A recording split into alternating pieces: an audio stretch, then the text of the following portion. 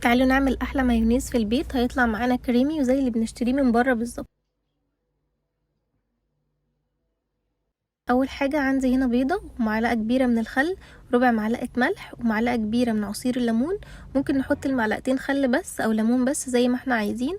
وعندي 3/4 كوبايه من الزيت ومعلقه صغيره من المستردة، ولو مش متوفره عادي ممكن نستغنى عنها. وفي الخلاط او الهاند بلندر او حتى المضرب الكهربائي هنحط اول حاجه البيضه، وهنحط عليها الملح والمستردة والخل والليمون والزيت، وهنضربهم مع بعض لحد لما القوام بتاع المايونيز يتقل ويبقى شبه الكريمه كده، بس على خفيف شويه. هو لما بيتحط في التلاجة بيتقل وبيمسك نفسه بعد كده هنفضي بقى المايونيز بتاعنا ده في علبة او برطمان ونحتفظ بيه في التلاجة، وبس كده في دقيقة هيكون عندنا احلى برطمان مايونيز عملناه، واحلى كمان من اللي بنشتريه من بره. جربوه بألف هنا وشفا.